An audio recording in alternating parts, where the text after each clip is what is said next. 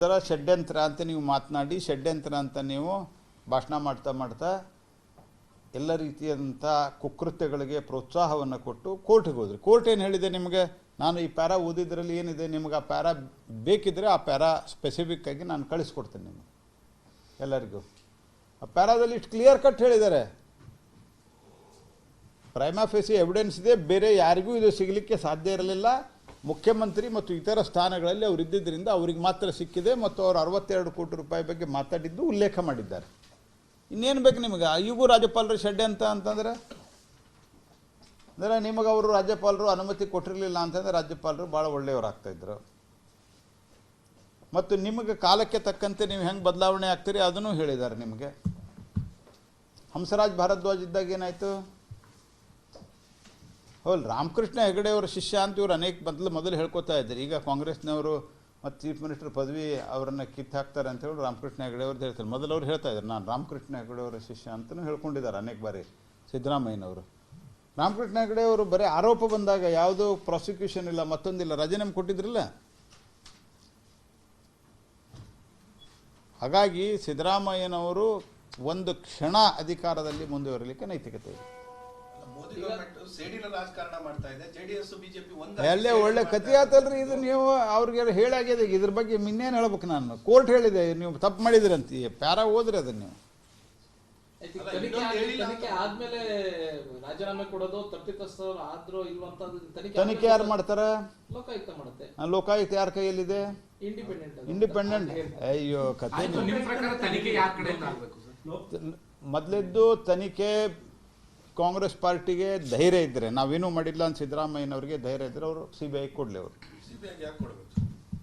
ಒಂದು ನಿಮಿಷ ನಾ ಕಂಪ್ಲೀಟ್ ಮಾಡ್ತೇನೆ. CBI ಕೊಡೋದಿಲ್ಲ, ಲೋಕಾಯುಕ್ತ ಮಾಡಿದರೆ. ಲೋಕಾಯುಕ್ತಕ್ಕೆ ನೀವು ಆಫೀಸರ್ನ, ಇನ್ವೆಸ್ಟಿಗೇಷನ್ ಆಫೀಸರ್ನ ಲೋಕಾಯುಕ್ತ ನಿವೃತ್ತ ನ್ಯಾಯಮೂರ್ತಿಗಳು ಇರ್ತಾರೆ. ಓಕೆ, ಅಲ್ಲಿ ಆಫೀಸರ್ ಯಾರು ಇರ್ತಾರೆ?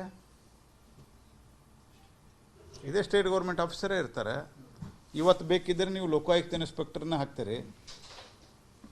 ಮೊನ್ನೆ ಆಗಿದೆ, ಈಗ ಒಂದು ಸ್ವಲ್ಪ ದಿವಸದಿಂದ DYSP ಲೋಕಾಯುಕ್ತ ಇದ್ದರು, ಅವರು DYSP ರೆಗ್ಯುಲರ್ ಆಗಿ ಬಂದಿದ್ದಾರೆ. ಈಗ ಒಂದು 3 ತಿಂಗಳಿದ್ರು ಅವರಲ್ಲೇ, ಅಲ್ಲಿ ಯಾರು ಇರ್ತಾರೆ ಅಂಥೇಳಿ ಏನೇನೋ ವ್ಯವಸ್ಥೆ ಮಾಡಿಕೊಂಡು ಅವ್ರು ಬಂದು DYSP ರೆಗ್ಯುಲರ್ ಆದರು.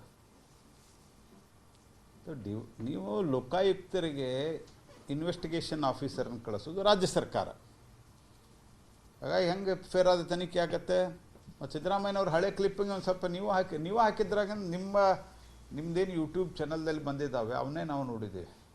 ಹೀಗಾಗಿ ಜಾಸ್ತಿ ಪ್ರಶ್ನೆಗಳನ್ನು ನೀವು ಅವರಿಗೆ ಕೇಳಬೇಕಾಗುತ್ತದೆ. ಯಾಕಂದರೆ ನೀವು ಹಾಕಿದ್ದೀರಿ, ಈಗ ನಿಮ್ಮ ಚಾನಲ್ದಲ್ಲಿ ಇದೆ ರೀ, ನಿಮ್ಮ ಚಾನಲ್ದಲ್ಲಿದೆ, ಯೂಟ್ಯೂಬ್ದಲ್ಲಿ ಹಳೆಯದು ಅವ್ರು ಏನು ಹೇಳಿದ್ರಲ್ಲ, ಸಿದ್ದರಾಮಯ್ಯ ಇವರು ಯಡಿಯೂರಪ್ಪನವ್ರದ್ದು ಇದು ಕೊಟ್ಟಾಗ ಅವ್ರೇನು ಹೇಳಿದರು ಅದನ್ನೇ ನಾವು ಇವತ್ತು ಅವರಿಗೆ ತೋರಿಸ್ತಾ ಇದ್ದೀವಿ. ಸರ್, ಈಗ ತಾವು ಹೇಳಿದ್ರಿ ಸಿದ್ದರಾಮಯ್ಯನವರ ಪ್ರಕರಣದಲ್ಲಿ ರಾಜ್ಯಪಾಲರು ಯಾವುದೇ ಒತ್ತಡಕ್ಕೆ, ಕೇಂದ್ರದ ಒತ್ತಡಕ್ಕೆ ಮಣಿತಾ ಇಲ್ಲ ಅಂತ. ಹಾಗಿದ್ಮೇಲೆ ಬಿಜೆಪಿಯವರ ಜೊತೆಗೆ JDS ಅವರ ಪ್ರಕರಣಗಳಲ್ಲಿ ಯಾಕೆ ರಾಜ್ಯಪಾಲರು ಏನು ನಿಧಾನಗತಿಯ, ಒಂದು ಮಂದಗತಿಯ ಅಂತ ಕ್ರಮವನ್ನು ತೆಗೆದುಕೊಳ್ತಿದ್ದಾರೆ ಅಂತ? ಮಂದಗತಿ ಅಥವಾ ತೀವ್ರಗತಿ ಯಾವುದೂ ಇಲ್ಲ ಇಲ್ಲಿ. ಆಲ್ರೆಡಿ ರಾಜ್ಯಪಾಲರು ಕೋರ್ಟ್ ಮುಂದೆ ಹೇಳಿದ್ದಾರೆ, ನನ್ನ ಮುಂದೆ ಯಾವುದೇ ಪ್ರಕರಣಗಳು ಬಾಕಿ ಇಲ್ಲ ಅಂತ ಹೇಳಿ. ಮೊದಲನೇದ್ದು. ಎರಡನೇದ್ದು,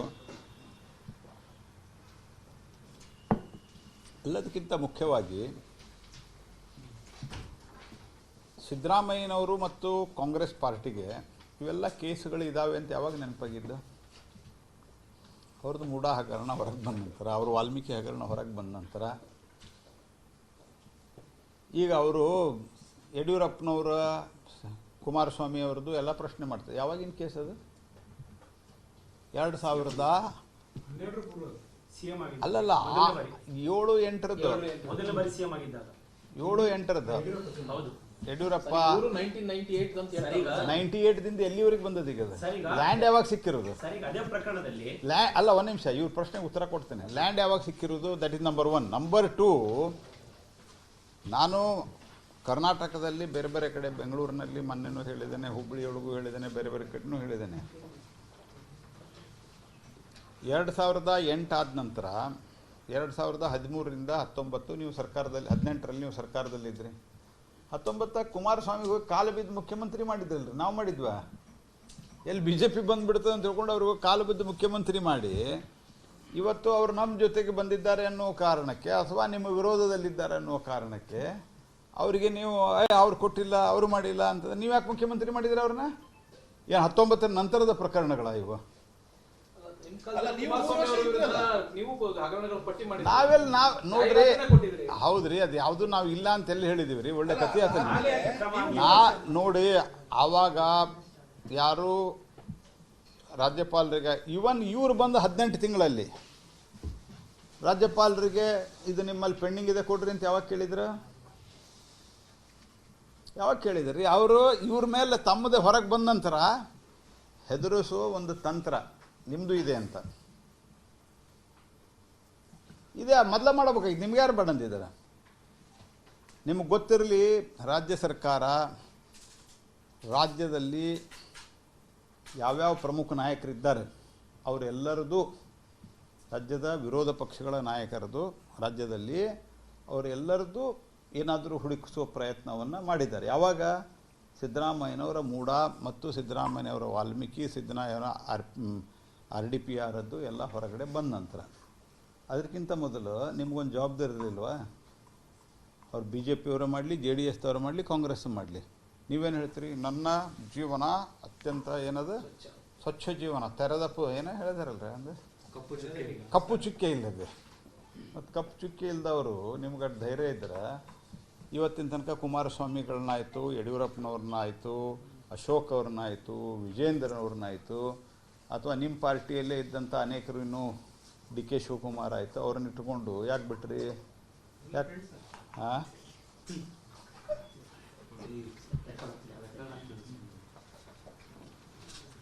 ಯಾಕೆ ಮಾಡಿದ್ರಿ?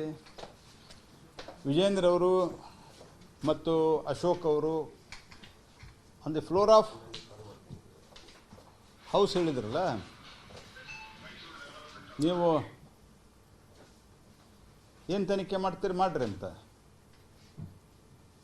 ತನಿಖೆ ಮಾಡೋದಲ್ಲ ಇವ್ರಿಗೆ, ನಿಮ್ಮದು ಇದೆ ಅಂತ ಹೆದರಿಸುವ ಒಂದು ಬೆದರಿಕೆಯ ತಂತ್ರ ಇದು ನಡೆಯಲ್ಲಿದೆ ರಾಜ್ಯದ ರಾಜಕಾರಣದಲ್ಲಿ. ಇದು ನಡೆಯೋದಿಲ್ಲ. ನೀವು ರೆಡ್ ಹ್ಯಾಂಡ್ ಸಿಕ್ಕಾಕೊಂಡಿದ್ದೀರಿ. ನೀವು ತನಿಖೆ ಎದುರಿ ಸರಿ, ಅದು ಬಿಟ್ಟು ಬೇರೆದವ್ರ ಮೇಲೆ ಆರೋಪ ಮಾಡಿ ನಾನು ಪಾರಾಗ್ತೇನೆ ಅಂತ ಅನ್ನೋದು at any cost it cannot be accepted. ಡೆಲ್ಲಿಯಲ್ಲಿ ಅರವಿಂದ್ ಕೇಜ್ರಿವಾಲ್ ಮೇಲೆ ಆರೋಪ ಬಂತು, ಜೈಲಿಗೆ ಹೋದ್ರು, ಆದರೂ ರಾಜೀನಾಮೆ ಕೊಡಲಿಲ್ಲ. ಹೊರಗೆ ಬಂದ ನಂತರ ಪೊಲಿಟಿಕಲ್ ರೀಸನ್ಸ್ಗೆ ಈಗ ರಾಜೀನಾಮೆ ಕೊಟ್ಟಿದ್ದಾರೆ. ಸೊ ಆ ಒಂದು ಪ್ರೆಸಿಡೆಂಟ್ ಅನ್ನು ಇಟ್ಕೊಂಡು ಸಿದ್ದರಾಮಯ್ಯ ಅವರು ಮುಂದುವರಿಬೋದಲ್ಲ? ಯಾವ ಪ್ರೆಸಿಡೆಂಟ್? ಡೆಲ್ಲಿಯಲ್ಲಿ ನೋಡ್ರಿ,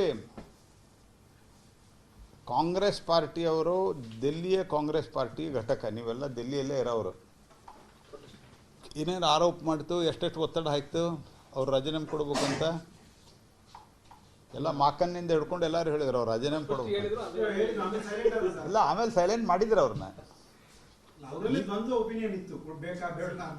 ಅಲ್ಲಲ್ಲ ಅವ್ರು ಇಲ್ಲ ಮೊದಲ ಸ್ಟಾರ್ಟಿಂಗ್ ಎಲ್ಲರೂ almost Congress Delhi unit was anonymous, ಅವ್ರು ರಾಜೀನಾಮೆ ಕೊಡಬೇಕು ಅಂತ.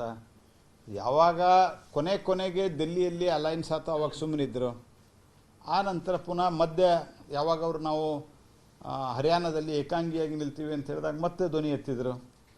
ಅದು ಟೈಮ್ಗೆ ತಕ್ಕಂತೆ ಅದು ಬದಲಾವಣೆ ಆಗ್ತಿರ್ತದೆ, ಅದು ಕಾಲಕ್ಕೆ ತಕ್ಕಂತೆ. ಸರ್, ಈಗ ಬೇರೆ ವಿರೋಧ ಪಕ್ಷಗಳ ಸರ್ಕಾರ ಎಲ್ಲಿದೆ ಅಲ್ಲಿ ಆಪರೇಷನ್ ಮಾಡಕ್ಕಾದ್ರೆ ಆಪರೇಷನ್ ಮಾಡೋದು, ಇಲ್ಲ ಅಂತಂದ್ರೆ ರಾಜ್ಯಪಾಲರ ಮೂಲಕ